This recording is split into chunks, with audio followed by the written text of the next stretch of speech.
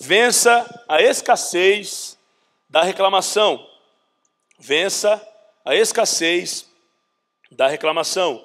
Filipenses 2,14 diz assim: façam tudo sem queixas nem discussões. Façam tudo sem queixas nem discussões. Você pode deixar a sua Bíblia aberta no livro de Números 13 e 14, os 2 capítulos, nós vamos dar uma olhada em alguns princípios aí. Você pode deixar aberto nesse texto, daqui a pouco nós vamos falar um pouquinho dele mais detalhadamente. Mas o livro de Êxodos, capítulo 15, 24, diz assim, uma pergunta, na verdade, do povo, né? E o povo começou a reclamar a Moisés, dizendo: o que beberemos? O que beberemos? Nós vamos contar hoje uma história muito conhecida na Bíblia, a história do povo peregrinando para chegar naquela terra chamada Terra Prometida, terra que mana leite e mel, terra de fartura, terra de abundância, terra que eles puderam então até antes de entrar avistar aquela terra, para daí então saber já exatamente o que era, né? E ter ainda mais impulso para ir para lá. Mas não foi exatamente isso então o que aconteceu. Na introdução dessa mensagem então eu quero levar você a uma reflexão sobre a reclamação, sobre a murmuração. Você pode até reclamar dos seus direitos, amém? Eu não quero que você entenda essa mensagem como algo que daqui a pouco você não pode falar mais nada, não pode dar opinião, como foi feito uma esquete aqui semana passada, se eu não me engano, dizendo que o voto de julgar, sem julgar e mentir e reclamar, daqui a pouco se torna um voto de silêncio, né? Porque não pode julgar, não pode mentir, não pode reclamar e tal. Dos 3, nós aprendemos e vamos aprender hoje a reclamação, a mentira não tem nunca uma abertura para você usá-la. Amém, gente? A mentira não é possibilidade, eu posso mentir nessa situação, não pode. Julgamento você pode, você como pai, professor, chefe, Deus te coloca como juiz em algumas situações, você pode então usar do julgamento para uma situação, até mesmo um juiz, né, vamos dizer assim, ele tem o tempo todo com a sua função julgar. E hoje então a reclamação também, de acordo com alguns parâmetros, você pode reclamar. É para isso, por exemplo, que existe o Código do Consumidor. Para você, caso alguém falhar naquilo que é direito teu, você pode reclamar. Né? Você pediu um suco de laranja, vem um suco de morango, você pode reclamar. Amém? Eu, gente, sou muito tranquilo assim. Se o de laranja eu também gosto, eu tomo. Mas tem gente que gosta de reclamar, então você tem direito, reclame. Não fique preocupado. Só tome cuidado do jeito que você vai reclamar. Mas, dentro disso também, vamos aqui analisar alguns pontos bem práticozinhos, bem simples.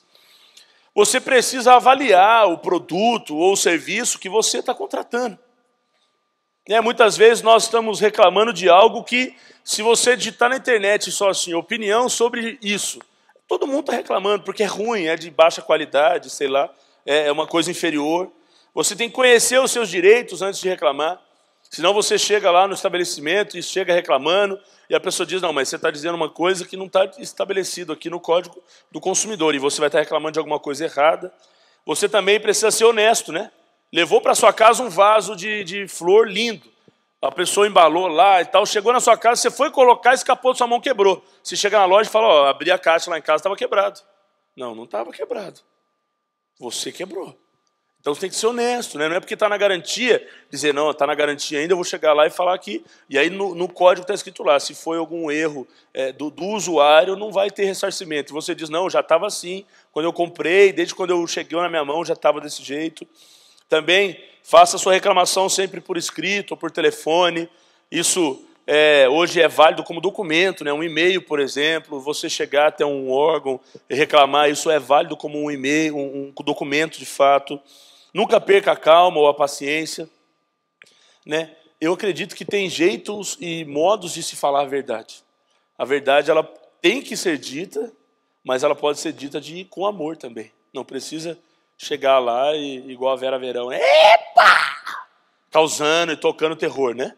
Você pode chegar com calma, você pode chegar... Eu estou usando os meus... a parte teatral aqui. Discuta o assunto e não insulte o atendente. O seu problema é com o produto, não com a empresa, não com a pessoa que está ali. Gente, sabe o que eu moro num condomínio no qual, há 6 meses atrás, entraram no meu apartamento, roubaram 3 notebooks, meu videogame, perfumes, cremes da minha esposa, mochilas, bolsas e um monte de coisa lá dentro de casa. E meu condomínio, se entrar lá, você vai ver que é impossível roubar. Eu olhei todas as filmagens de elevador, do hall do prédio, tudo, não tem nada em comum. Muito provavelmente, no meu julgamento, lá atrás eu disse, foi um morador, ou alguém que estava no apartamento de um morador. Porque não tem nada de incomum. São pessoas entrando e saindo, não tem ninguém com uma mochila suspeita, não tem nenhum movimento suspeito, e provavelmente então a pessoa acessou as escadas e não o elevador, para nós não conseguirmos ver nenhuma imagem dela. Mas, hoje em dia eu chego no meu apartamento, tem todo um critério, toda uma burocracia para entrar lá. Só que eu fico bem com aquilo, porque aquilo ali para mim é segurança. Quando você vê um processo que é muito criterioso, né, não critica a pessoa, ela só está cumprindo a função dela. Eu poderia ficar muito nervoso com o guardinha que está lá no condomínio e falar, mas por que você precisa saber meu nome, meu apartamento? Você está vendo eu todo dia passar por aqui? Ele só vai dizer para mim assim, eu só estou cumprindo o meu papel. Eu ganho para perguntar quem é você, qual que é o seu bloco, apartamento, eu confiro no computador lá, me dá um ok aqui, eu te deixo entrar. Mas, gente, eu poderia ficar chateado com isso, com o cara, mas o cara não tem nada a ver com isso. E reclamar, mas por que esse negócio todo? Né? Graças a Deus que agora, depois de mim, eu não posso pensar só em mim, outros estão sendo preservados de possivelmente um furto, um roubo futuro. E eu tenho que ficar feliz com isso. Não somente porque agora que aconteceu comigo não vai acontecer mais. Não, porque eu tenho que pensar no todo sempre. Né? Aquela pessoa não tem nada a ver com o meu problema. Também jamais levante o tom da voz ou use palavras erradas.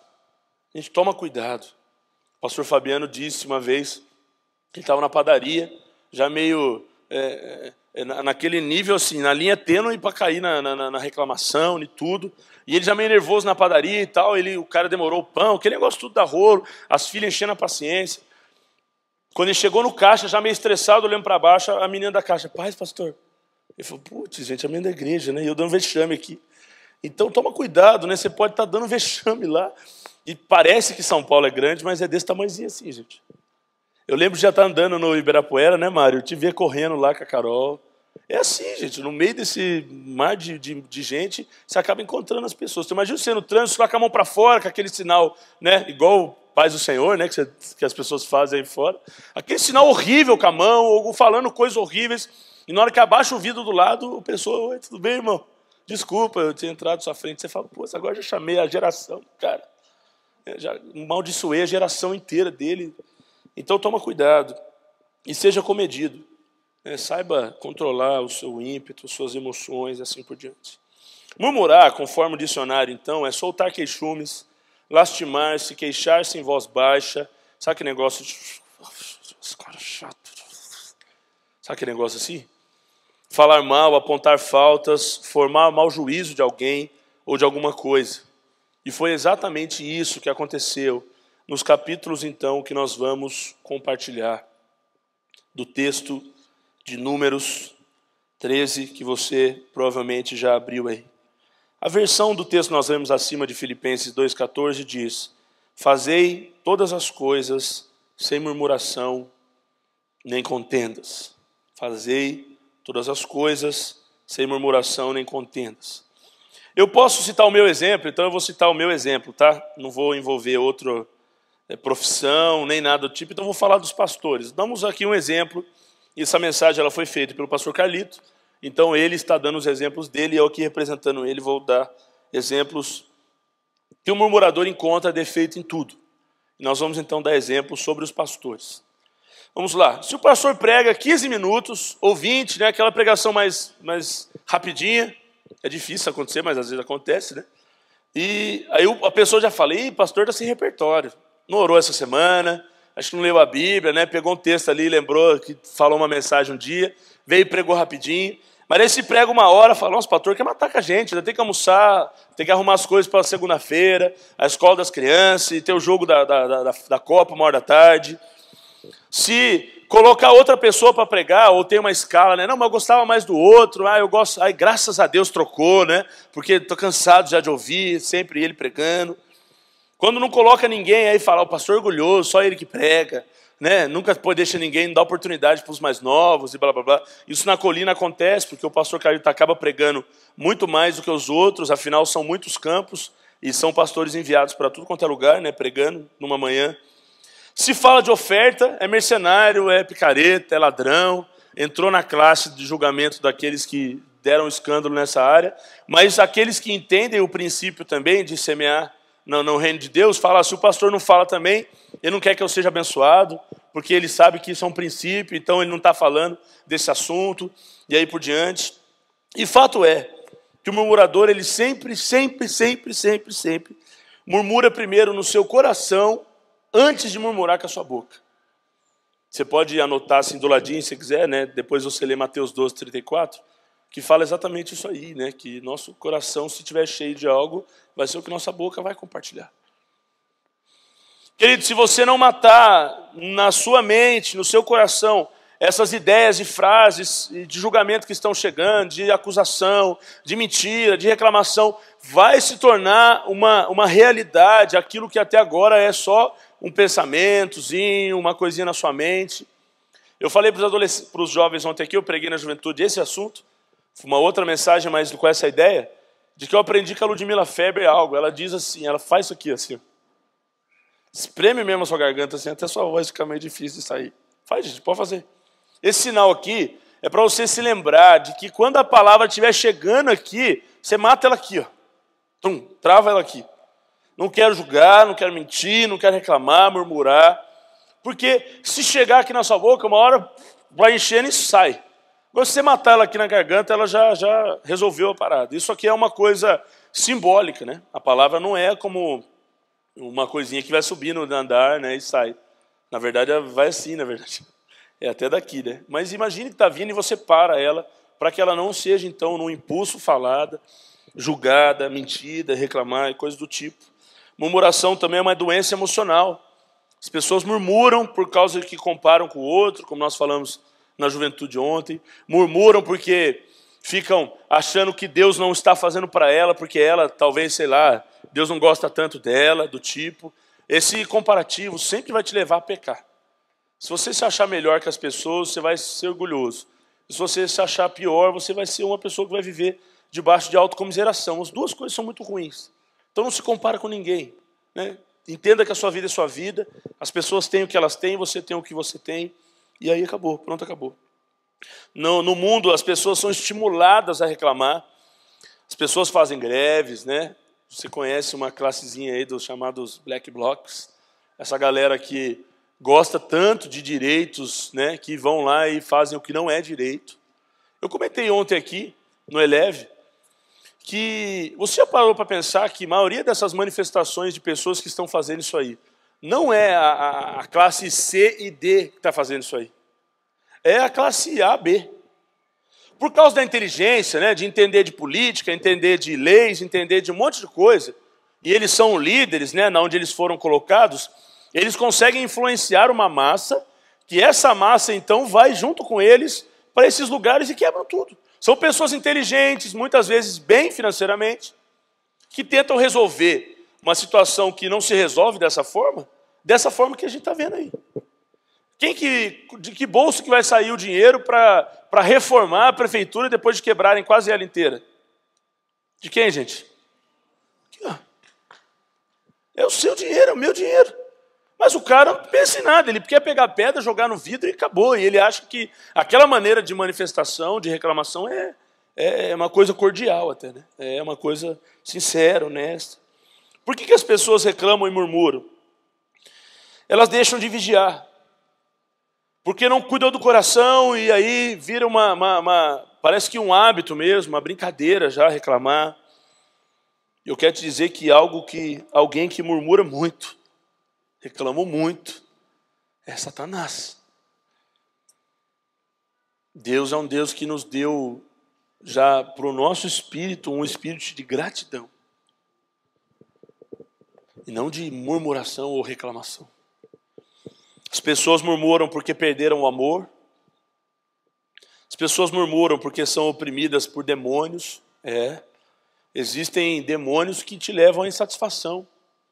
Né? Uma batalha espiritual mesmo que te leva a não conseguir ver a face boa das coisas, mas só a parte ruim.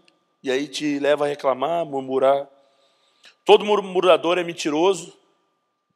Em especial porque sempre conta um ponto e aumenta um pouco. Todo mundo que conta um ponto aumenta um pouco. Né? Você consegue, com a sua opinião, influenciar pessoas que não pensavam nada a respeito daquele assunto, mas por causa de você ser quem você é, influente, né? Exercer liderança sobre algumas pessoas, alguns passam a ter aquela opinião por causa do que você teve também. Tem aquela rodinha, né? De todo mundo tá ali de boa, você chega na rodinha, você viu o que aconteceu? Aí o povo tá tudo neutro naquela opinião. Daqui a pouco todo mundo fala assim, ah, é verdade, porque aquele dia também fez aquilo ali. Naquele dia ele também falou daquele jeito, daquele dia ele usou aquele termo. Mas todo mundo estava neutro na opinião, mas por causa da sua opinião, você chegou ali, expôs sua opinião e daqui a pouco o todo começou a pensar como você pensa. O murmurador, ele geralmente influencia essas pessoas. Vamos lá então ler um pouquinho desse texto, desse capítulo, nós vamos aí compartilhar, né, de Números 13 e 14.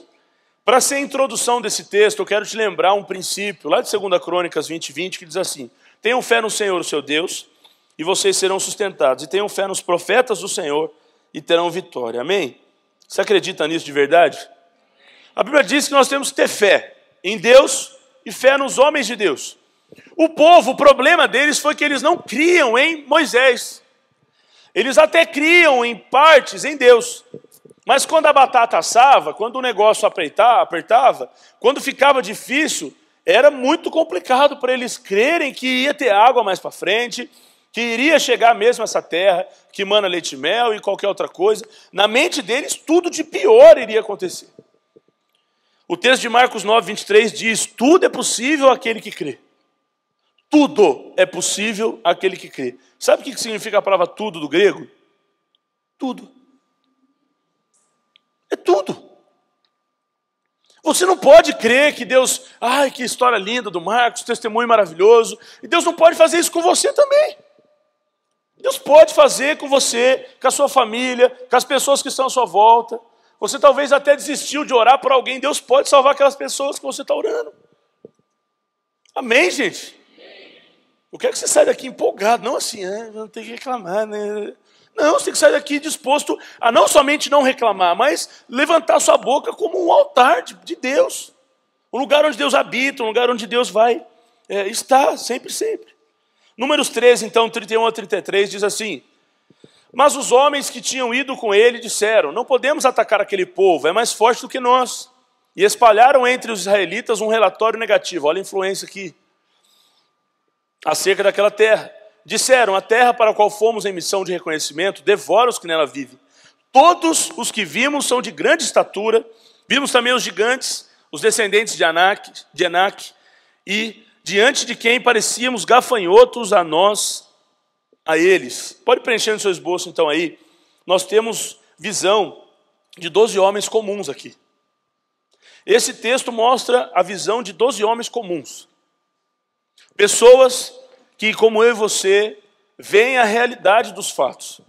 Eles foram então, para fazer uma recapitulação da história, foram então fazer a peregrinação até avistar então a terra, a pedido de Moisés, vai lá ver como que é a terra e volta e traz um relatório para nós. E o relatório deles, a terra tem muitos gigantes, a terra é difícil, pessoas, naquela época, um tempo bélico, né, de guerras, então os soldados são muito maiores do que nós somos como gafanhotos para eles, vai ser difícil demais invadir aquela terra e tal. Lembra um pouquinho antes, você que é conhecedor dessa história, que um pouquinho antes desse capítulo, chegaram os 2 homens com um cacho de uva que os 2 juntos precisavam carregá-lo. Um cacho de uva para 2 homens carregar. Eles já tinham esse histórico, mas ainda assim, o pensamento pessimista de pessoas comuns. Agora o texto, então, Números 14, versículos 6 a 9. Josué, filho de Num, e Caleb, filho de Jefoné, dentre os que haviam observado a terra, rasgaram suas vestes e disseram a toda a comunidade dos israelitas, a terra que percorremos em missão de reconhecimento é excelente. Se o Senhor se agradar de nós, Ele nos fará entrar nessa terra, onde mana leite e mel, e a dará a nós. Somente não sejam rebeldes contra o Senhor, e não tenham medo do povo da terra, porque nós os devoraremos como se fosse pão. A proteção deles se foi, mas o Senhor está conosco. Não tenham medo deles. Aqui nós temos a visão de 2 homens de fé. Pode preencher. O primeiro relatório é um relatório comum, é difícil, é grande, não dá. E eles comparam o exército com eles como se fossem gafanhotos. E aqui Josué e Caleb dizem assim, não, nós vamos comê-los como pão. Nós vamos devorá-los como pão. O pão dessa época aqui é aquele que hoje nós vamos chamar de pão sírio, né? Aquele bem fininho, que você morde ele, você tritura ele muito rápido. Então ele está dizendo assim, vai ser fácil demais. E ele diz assim, é certo que nós os derrotaremos. Nós vamos ver uma lista então aí, baseada em alguns textos que lemos e outros que não lemos aqui. Os reclamadores então, em primeiro lugar, tendem a enxergar o tamanho do problema isoladamente. Tendem a enxergar o tamanho do problema isoladamente. Números 13 e 31, não podemos atacar aquele povo, é mais forte do que nós. Tinha uma promessa, tinha um profeta liberando a promessa, tinha um cacho de uva gigante, tinha um monte de coisa. Mas eles pegam o problema, deixam toda a parte boa para cá, põe o problema aqui, e o problema passa a ser a base, a parte que eles mais creem em relação a tudo que tem de bom para falar. O reclamador, ele sempre pega o pior ponto e começa a martelar aquilo ali, até que aquilo ali se torne uma verdade na sua mente. Segundo, tendem a espalhar o negativismo ao seu redor. É a tamanha influência que eles têm, como eu disse aqui já no começo. Versículo 32, a parte A. E espalharam entre os israelitas um relatório negativo acerca daquela terra. Querido, eu quero dizer uma coisa para você guardar na sua cabeça. A sua visão nunca vai ser a mesma visão que as pessoas têm. Só que você pode escolher por ter uma visão melhor do que as outras pessoas têm. Porque o pessimista é uma das piores pessoas para você ter perto de você. Quantos concordam comigo? Sabe aquela pessoa que está com 40 anos, para mim 40 anos é uma idade muito boa, não é velho. Tem gente que já acha que o cara que está com 40 anos morrendo já. A Bíblia diz que a gente vai viver entre 70 e 80, quem passa disso aí é enfado e cansaço. É difícil, nos nossos dias, alguém viver bem depois de 90 anos, 80 anos. São raros casos. Então, se está 40, você está na metade ainda. Tem outra metade para viver, muita coisa. Só que daí o cara quarentão chega e diz, eu vou fazer vestibular, vou fazer faculdade. Aí o do lado já fala, mas você está com 40 anos de idade, você vai fazer lá na faculdade. Você tem molecada, só tem festa de baladinha. Não dá mais não, quem vai empregar você? Gente, vai para o inferno. Né? Já reclamando dele aqui também. Parece que o chamado de algumas pessoas é ficar falando isso. Dá vontade de pôr uma silver tape, porque esparadrapo, isolante não é tão resistente como. Põe uma silver tape na boca do fulano lá. Fica quieto. Não tem o que falar. Querido, não tem o que falar. Fica quieto. O silêncio é melhor do que 1000 piores palavras que vão sair da sua boca. Você quer desmotivar alguém? O cara chega com uma proposta ótima. Não, vou fazer isso aqui. Mas você tem dinheiro? Ué, gente, eu não estou dizendo que eu vou fazer o negócio. Não, mas vai saber, né? Você sabe se vai estar empregado daqui 6 meses? Ô, louco, você quer me mandar embora já, né? Calma. Pessimista, sempre vê. Eu sei, gente, que tem que ter alguém para te alinhar, né? Aqueles que estão viajando muito, a gente puxa a cordinha, né? E dá uma segurada. Mas eu sou bem mais a favor de quem está sonhando com coisas galácticas do que quem está viajando lá e pensando só com uma lagartixa, rastejando.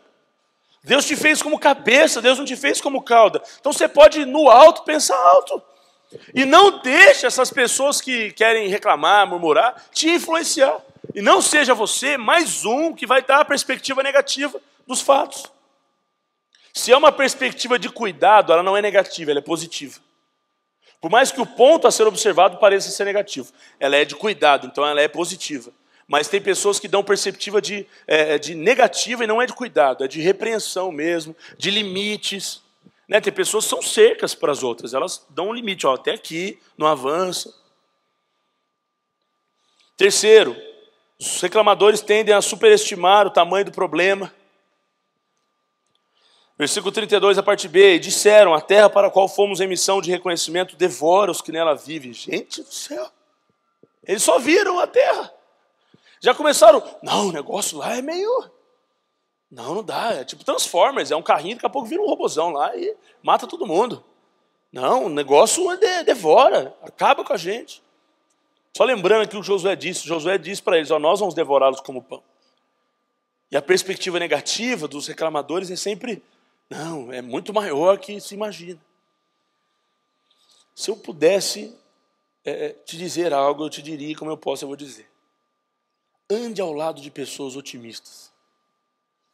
Ande ao lado de pessoas que sempre conseguem enxergar um ponto positivo em meio a um caos. Ande com pessoas de Deus.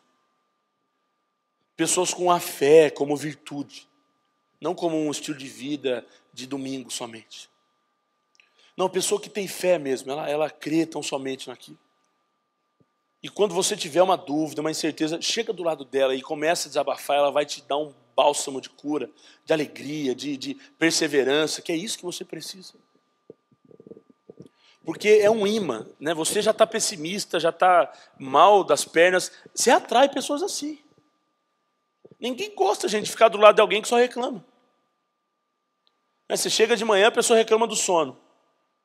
Aí você chega no final da tarde, ela diz, nossa, mas está muito tarde para ir embora. Ué, mas o que está bom para você então? Chega de manhã e fala, nossa, a gente entra muito cedo. Aí sai no final, não, mas a gente sai muito tarde. Ué, gente, mas o que está bom para você? Você quer ficar desempregado? Então você fica o dia inteiro livre. Não, desempregado não dá, tudo está ruim. Nada está bom. Quarto, perdem a chance de exercerem a fé em Deus. Isso aqui é forte e grave demais. Versículo 33, todos os que vimos são de grande estatura. Vimos também os gigantes, os descendentes de Anak, diante de quem parecíamos gafanhotos a nós e a eles. Quando você olha para Deus, todo obstáculo, quando você não olha para Deus, todo obstáculo é grande. Você só vai enxergar gigante se você não enxergar antes Deus à sua frente. Todo mundo que vê um desafio, mas não olhou para o Senhor, ele sempre vai ver aquele desafio como algo muito maior do que realmente é. Querido, encare o desafio como uma possibilidade e uma probabilidade maior do que a ruim de dar certo. Olha para o problema e diz assim, obrigado Deus por ter mais um problema que eu sei que eu vou pular por ele e vou alcançar um outro nível de maturidade, de experiências com o Senhor, de crer mesmo que vai dar certo, que até aqui eu não tinha. Tem pessoas que o problema é fator paralisante. Ele trava você. Quando você está andando de carro, você vê um obstáculo, você para? Sim ou não? O que você faz? Reduz a velocidade. Usa isso para a sua vida. Não tenta achar que é o Chuck Norris, não. Vai furar a parede. Vê o obstáculo, vai diminuindo a velocidade, vai vendo de perto como que ele é, mas não passa por ele. O obstáculo ele pode sair um princípio daqui. O obstáculo pode diminuir sua velocidade, mas ele não pode paralisar. Ele pode fazer você chegar mais devagar no destino, mas ele não vai te parar.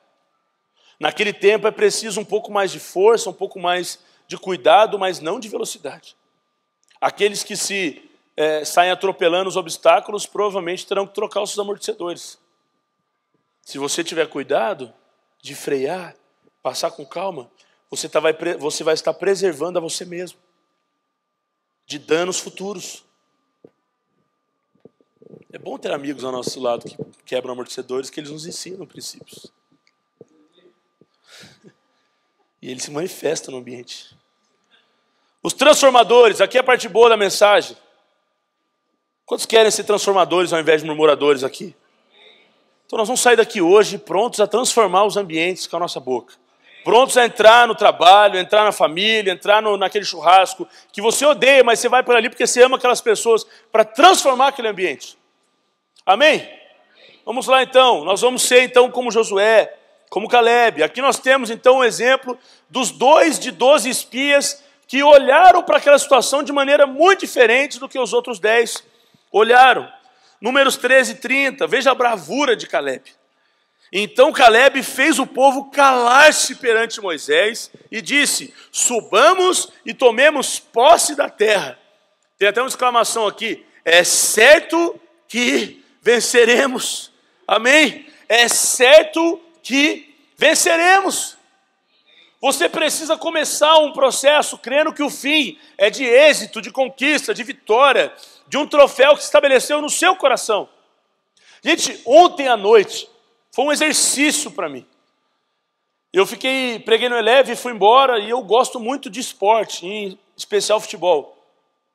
E aí eu liguei a televisão, eu não tinha visto o jogo da tarde, aí eu fui ver o resultado do jogo da tarde, aí fiquei vendo algumas notícias, e aquilo ali me relaxa muito. Eu gosto de ficar no meu sofá assistindo notícia de esporte. Mas foi 30 minutos, gente, eu não estava aguentando mais.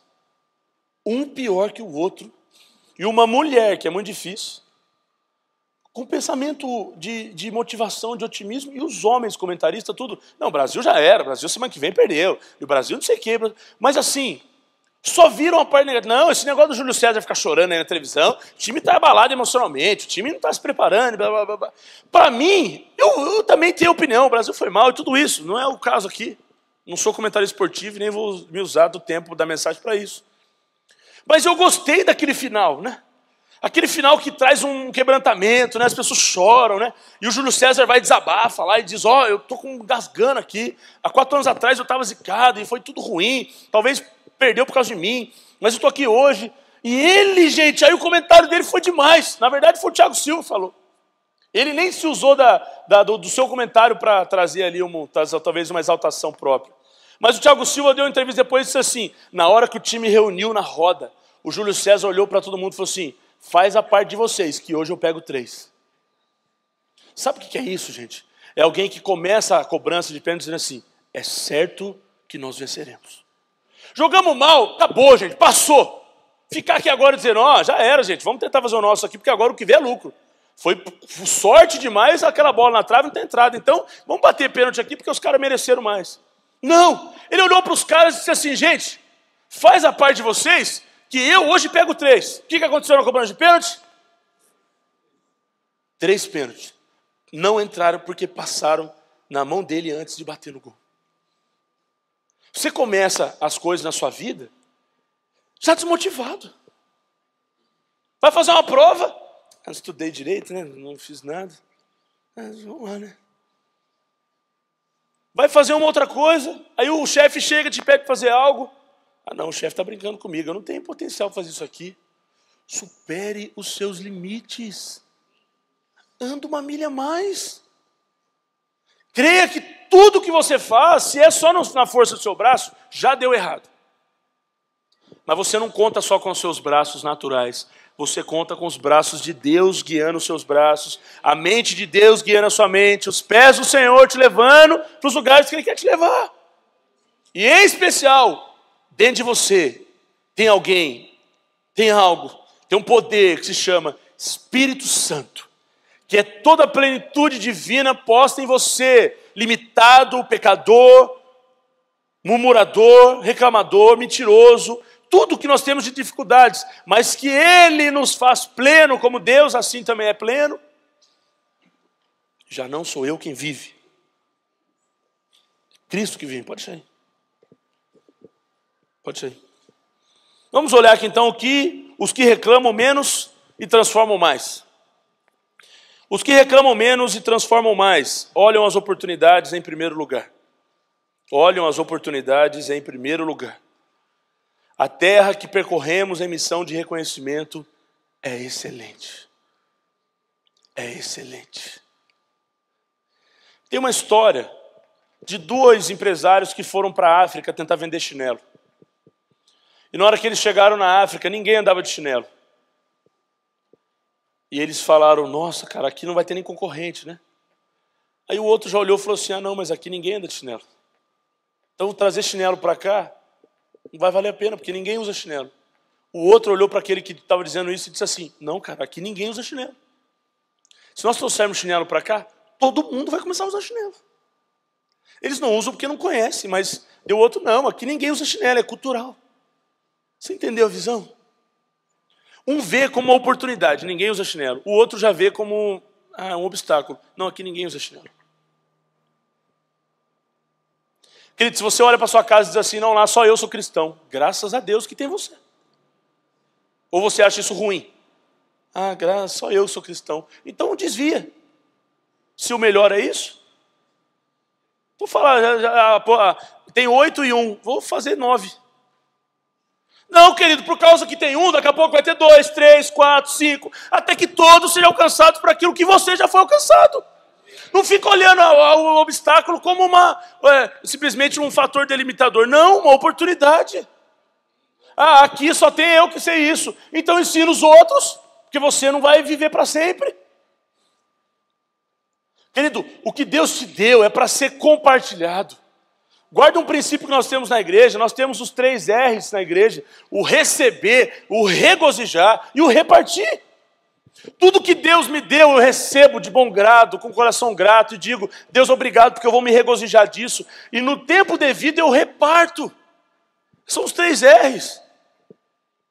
Quantos aqui recebem muito de Deus? Agora só falta você regozijar e repartir. Talvez você até regozije, usufrui disso que Deus te deu agora, mas reparta. Meu ambiente no meu trabalho é muito bad, é muito tenso, é muito caos.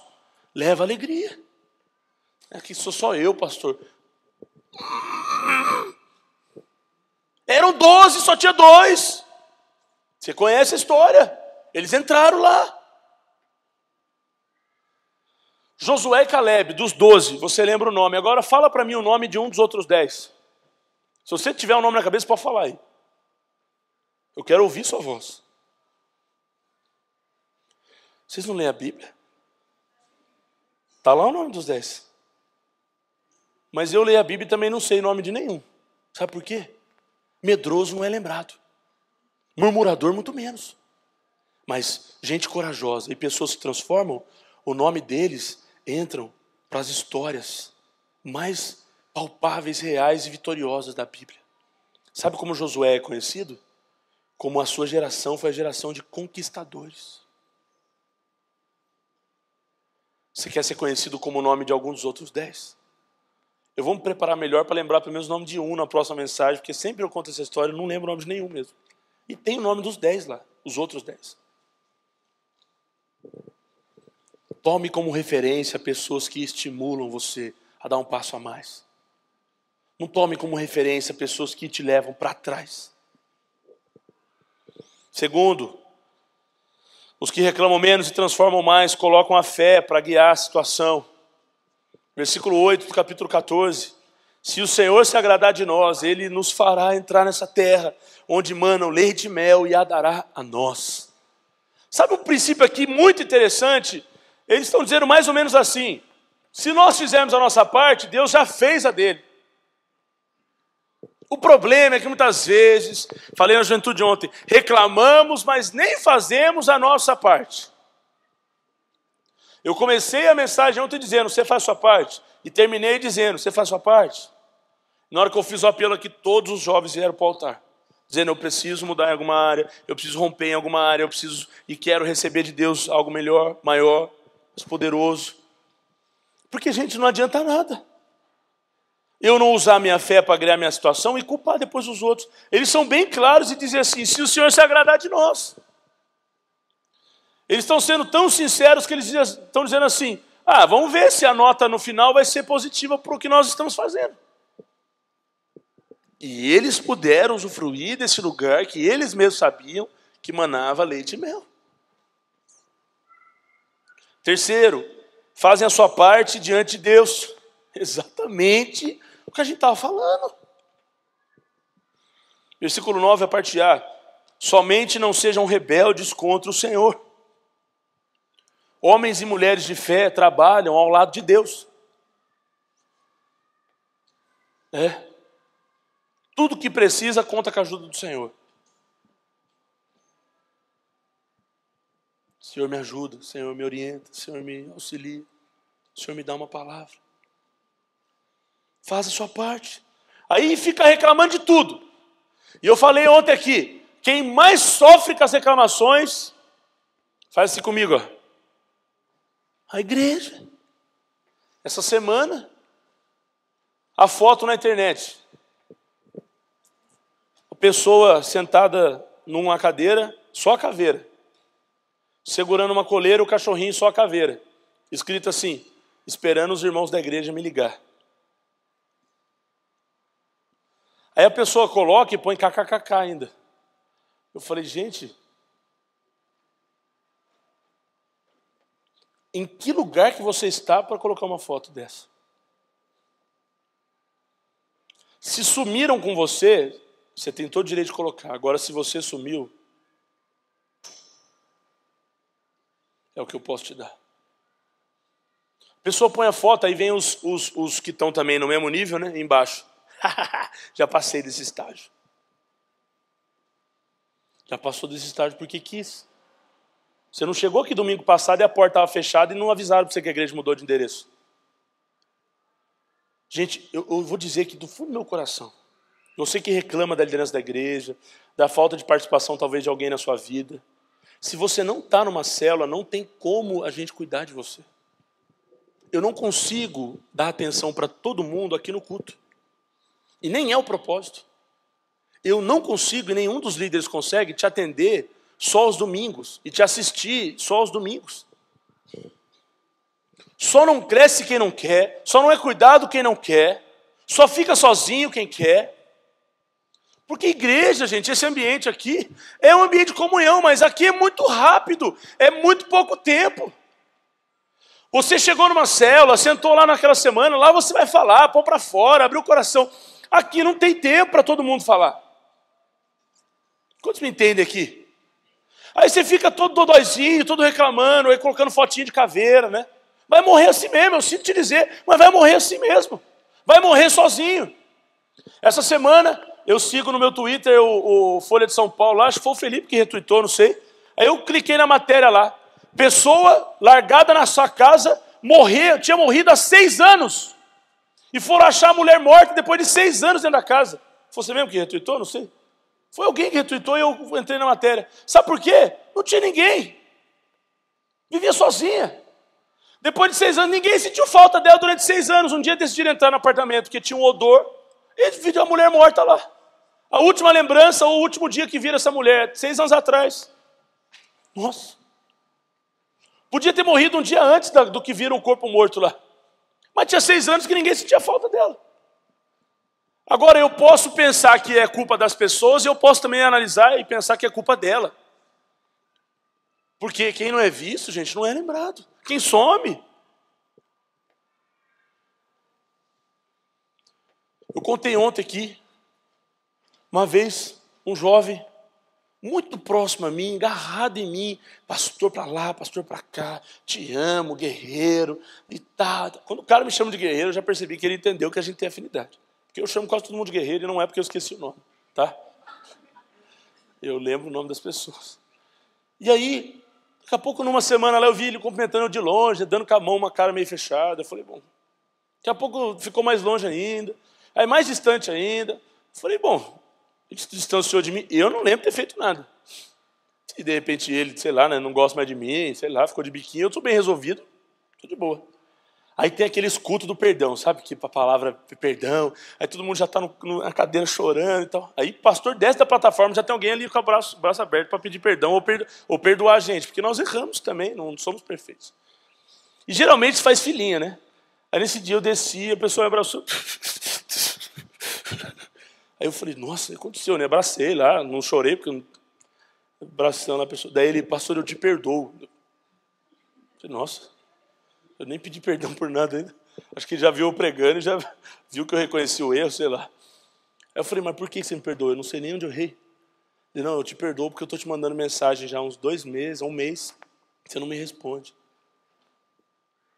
Eu falei, não, guerreiro, não lembro de ter recebido nenhuma mensagem sua.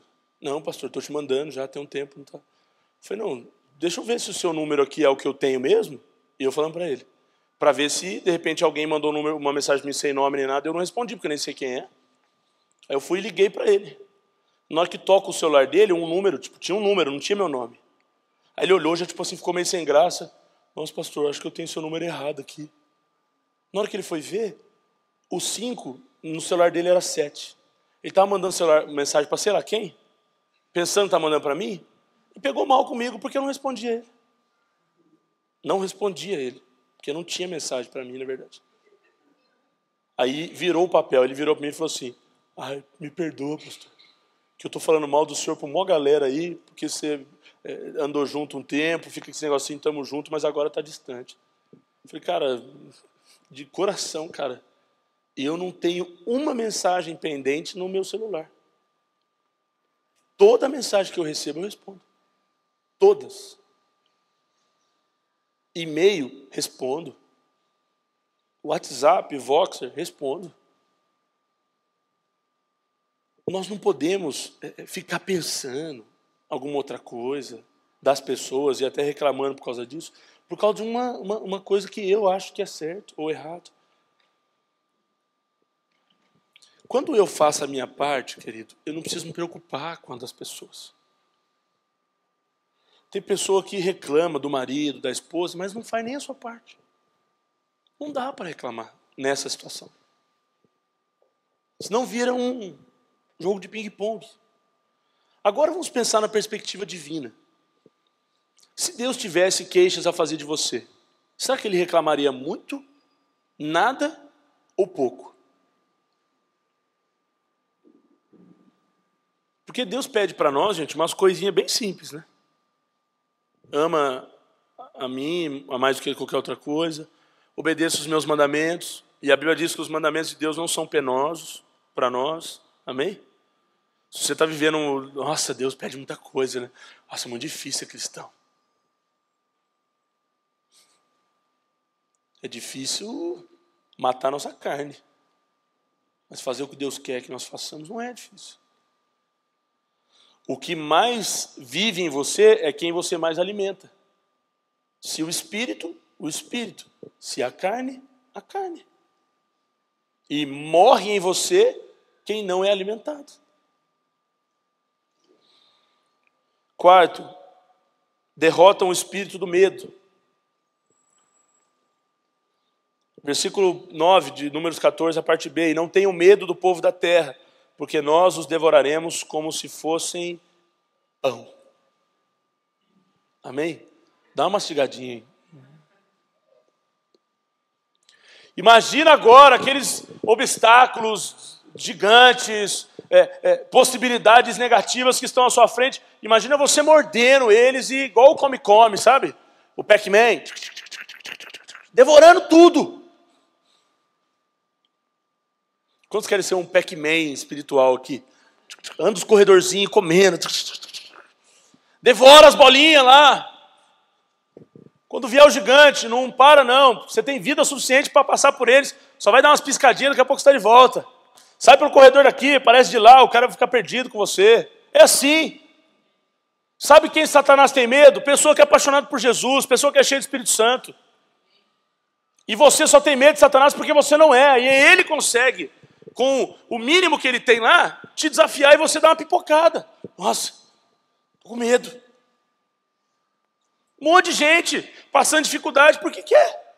É só fazer uma oração forte, igual a gente brinca, né? Oração forte que passa.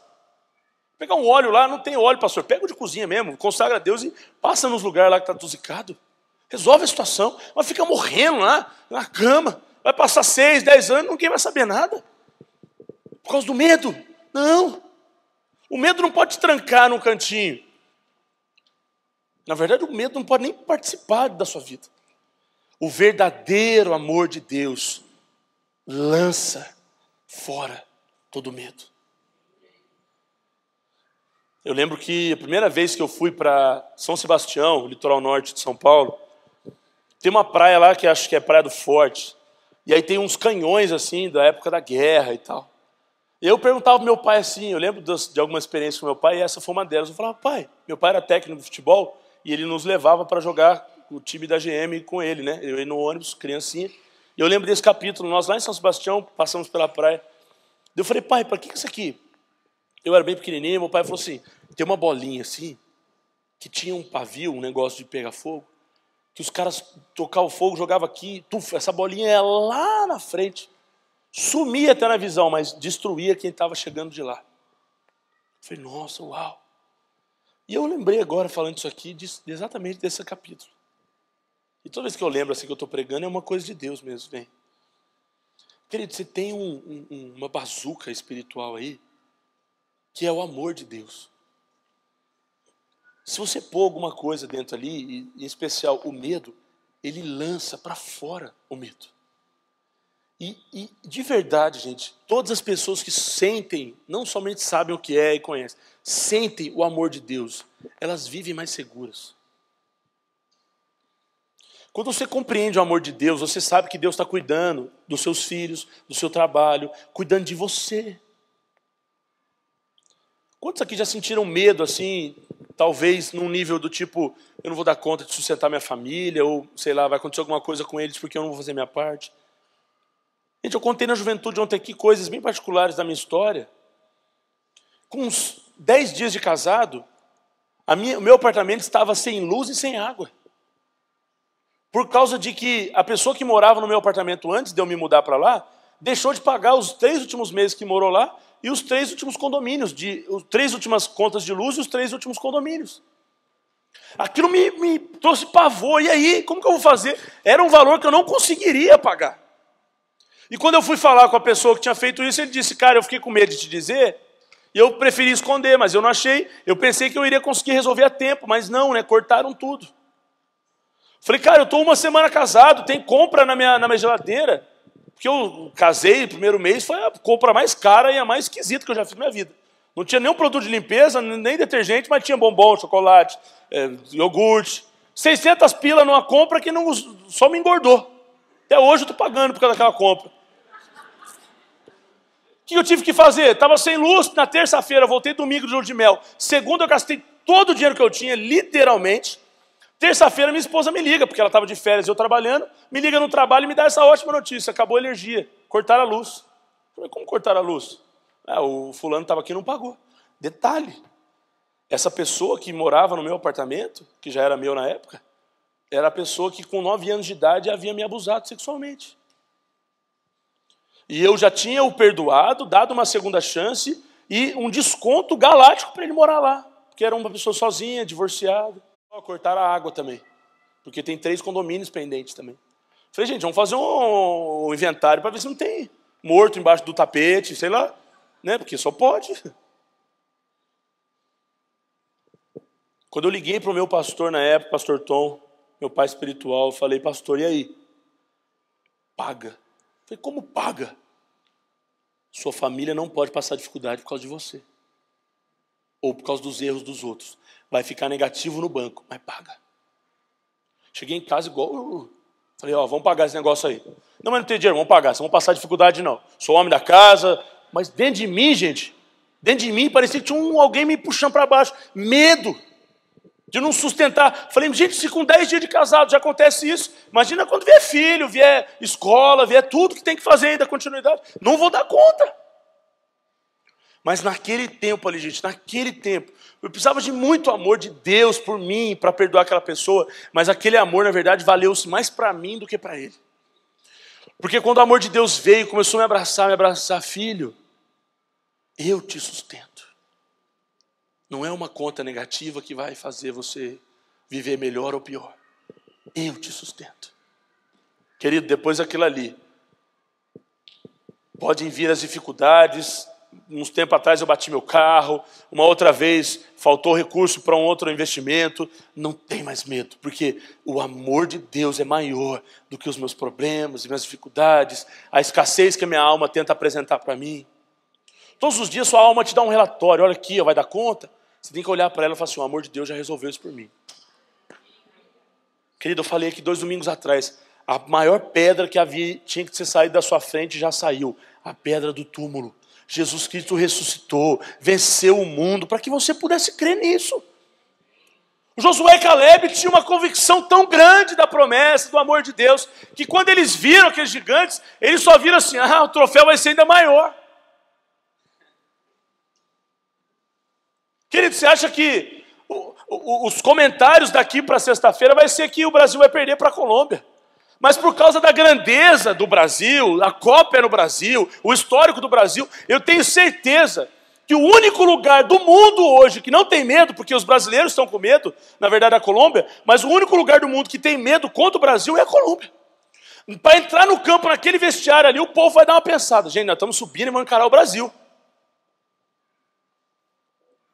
É assim, gente. Ontem eu ouvi um cara dizendo assim, Um dos pensamentos sensatos que eu gostei de ouvir.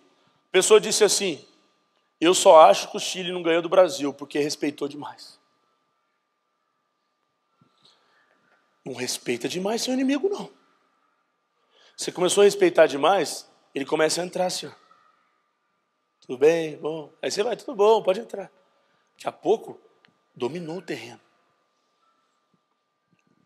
Para os seus inimigos, adversários, você tem que dar limite. Para aí. Não tem medo de você, não. Se avançar mais uma vez, é bala.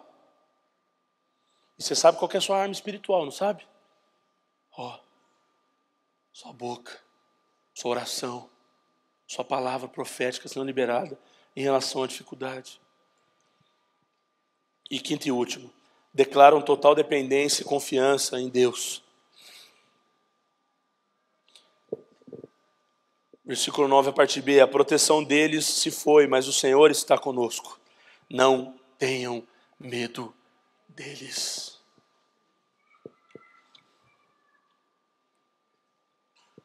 Gente, você não vê no texto nenhuma citação de Josué e Caleb do tipo assim, talvez até seja difícil. Não vê. Não, vamos ver se vai dar certo. Não vê. Não, os caras são grandes. Não vê. É sempre esse pensamento positivo, otimista. Você vai escolher nessa manhã se você vai ser um reclamador ou um transformador. Pode preencher aí. O que você quer ser, um reclamador ou um transformador? Quer participar dos reclamadores ou dos transformadores? Em que grupo que você está? Na sua família? Na igreja? Na sua empresa? Qual é o seu grupo? Grupo dos transformadores ou grupo dos murmuradores, reclamadores? Guarda uma coisa no seu coração: reclamação não derrota gigantes, coragem derruba gigantes. Você vê a diferença de alguém que crê em Deus com os seus atos. O povo de Israel continuou a ser povo de Israel em 1 Samuel capítulo 16. A história foi aqui, ó. Números. Passou um monte de livro até chegar em 1 Samuel capítulo 16, onde havia um homem chamado Golias, novamente confrontando o exército de Israel. Não um Enaquim, como era esse povo, mas um filisteu, grande como se fosse. Mais de 2 metros de altura, armadura de bronze, espada de bronze, tudo gigantes. E o exército de Israel, mais uma vez, a Bíblia diz que de dia e de noite, o filisteu Golias vinha novamente, vinha novamente, vinha novamente. Davi ficava lá de trás das malhadas, mas com certeza recebendo de Deus tudo que o povo já havia recebido. Tanto que nessa terra que foi invadida pelo povo de Israel, a terra prometida, ficaram ainda alguns resquícios de exércitos inimigos. Nós pregamos isso aqui algumas semanas atrás. E o exército de Davi foi quem destruiu o povo lá. Davi, quando viu o gigante, talvez, não sei, ele ouvia as histórias, ele cria no princípio, ele sabia do Deus que ele servia. Ele olhou e falou: peraí, cara, eu vou usar aqui a minha ilustração. Talvez Davi pensou assim: eu sou como Josué, como Caleb, eu não sou igual aqueles 10 lá não. E ele começou a falar: ó, se vocês me derem uma chance aí, eu vou para cima. Saul na hora arranca a armadura dele, porque ele não deu, nem o rei deu conta de ir. Arranca a armadura e coloca em Davi. Davi fala: esse negócio está desconfortável para mim. Eu vou sem nada, eu vou com pedrinhas nas mãos. Davi era humilde, levou 5 pedras. Se errasse a primeira, tinha a segunda, tinha a terceira, tinha a quarta, tinha a quinta. Mas ele também era otimista, ele talvez pensou assim: eu sou humilde de reconhecer que talvez eu não acerte na primeira, mas eu tenho confiança que de no mínimo eu uso 5. E os 5 talvez fosse o tempo que ele cronometrou do cara chegar perto dele. Minha ilustração aqui, tá? Depois, quando eu chegar no céu, eu tiro essa tira-teima com Davi.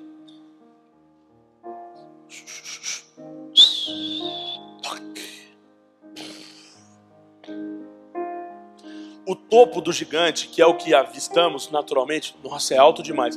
Porque você não vê que é gigante porque olhou para o pé, você vê que é gigante porque olha para a cabeça. Uau, é muito alto. Alguns minutos depois, o que era alto demais estava nas mãos de Davi. Davi não simplesmente derrubou Golias, ele arrancou a cabeça e usou como memorial de vitória. Está aqui, gente. Para vocês lembrarem-se que o mais alto nível de desafio, mais alto nível maligno, mais alto nível de batalha espiritual vai estar nas nossas mãos como memorial de vitória. Porque não são eles que são cabeça, somos nós que somos cabeça. Eles são cauda.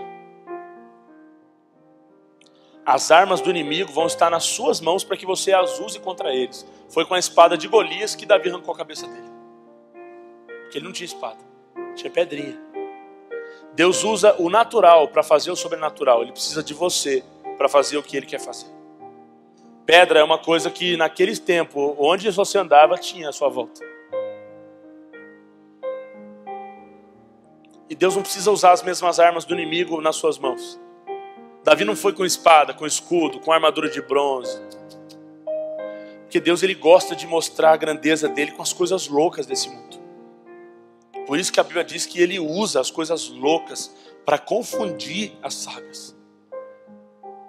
Se o culto oferecido a Deus ele é só racional, esquece. Você precisa oferecer a Deus um culto racional, saber o que você está fazendo.